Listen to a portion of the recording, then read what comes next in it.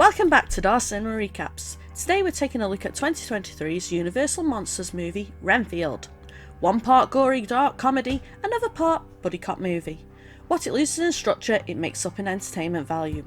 In early 20th century, Transylvania vampire Count Dracula met English lawyer R.M. Renfield, who was hoping to broker a deal for some land, but ended up becoming Dracula's familiar.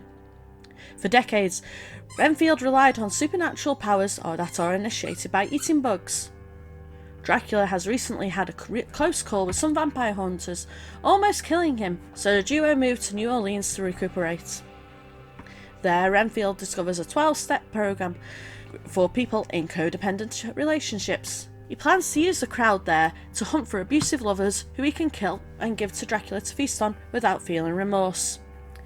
He follows a narcissistic boyfriend to a warehouse with stolen drugs, and as he battles some lower-level criminals, they are all attacked by an assassin hired by the Lobo crime family, who are pushing drugs into the city.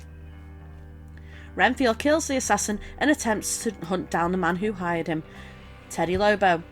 Teddy drives off in a hurry with a weakened Renfield drags the corpses back to Dracula's lair in the basement of a dilapidated hospital.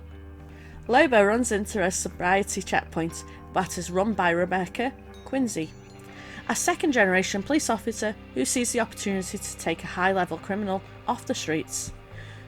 She arrests Teddy after he speeds through the checkpoint and hurls a blick of cocaine at the police. At the police station, Teddy easily gets out of custody since the feds cooperate with the Lobos. Meanwhile, Quincy has a confrontation with his sister Kate, who has also dedicated herself to police work, but is gathering a large-scale case with the FBI, frustrating Rebecca, who wants answers and justice immediately. Dracula tells Renfield that the criminals he has brought for food are insufficient, and the vampire desires blood of someone pure and innocent instead.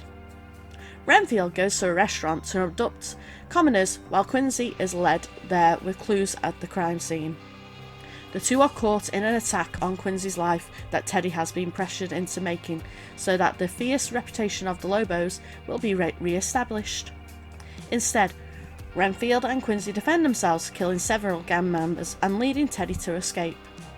Teddy's mother, Bella Francis, orders him to hunt down the man who killed her foot soldiers, and he ends up confronting Dracula when Renfield is away. The two agree to form an alliance, while Renfield has taken to heart the teachings of his self-help group and decides to make a life for himself apart from his master. Setting up an apartment and changing his attitude to one of helpfulness, he gives a statement to the police to help them try to stop the Lobo crime family. Dracula learns of Renfield's betrayal and slaughters the support group members in front of his former minion.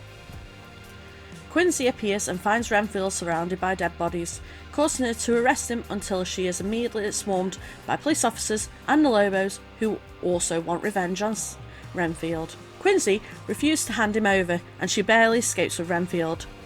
Quincy wakes up the next morning to find Renfield has saved her life, and he explains his true origins while confirming that he wants to reform.